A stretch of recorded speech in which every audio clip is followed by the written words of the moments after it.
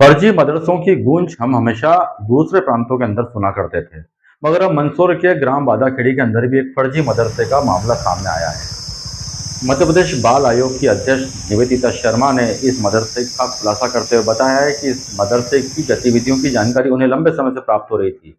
मदरसे के संचालकों को जब बुलाया गया तो वे कोई दस्तावेज पेश नहीं कर पाए। साथ ही जो बंद कमरे थे उन्हें खोलने में उन्होंने आनाकानी की और आखिर में उस कमरे को नहीं खोला।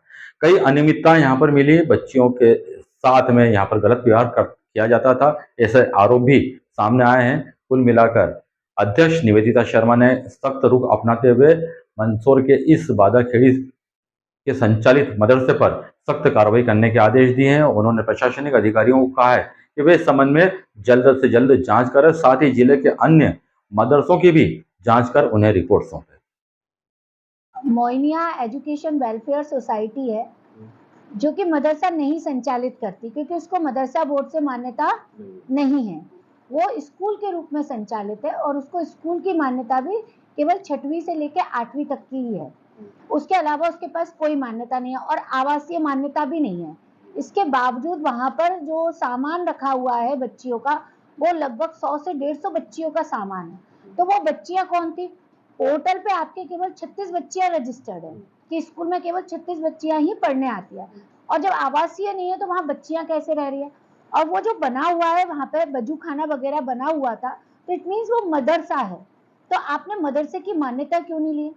बच्चियां कहाँ से आई हैं? किसके द्वारा आई? किसने सहमति दी?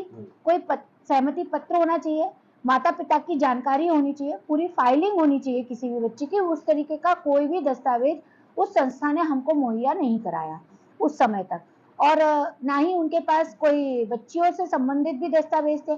आज की डेट में बच्चियां कहाँ चली गई, ये भी उनके पास जवाब नहीं है। तो ये सारी परिस्थितियां जो है वो संदिग्ध नजर आती है। कुछ जो कमरे हैं वो लॉक पड़े हुए, उनको ना ही खोला गया हमारे लिए, और कई बार कहने के बावजूद भी हमारे लिए वो कमरे खोले नहीं गए। अब ऐसे में क्या कार्रवाई की जाएगी? ऐसे में कार्रवाई करने के लिए हम लोग शिक्षा विभाग को बोल के आए हैं वहां पर कि इनके ऊपर एफआईआर की जाए। नियमों के विरुद्ध उन्होंने ये काम किया है, और तीसरी से लेकर 12वीं तक के बच्चों की वहाँ कॉपी किताबें कुछ मिली हैं, तो इसका मतलब 12वीं तक चल रहा है।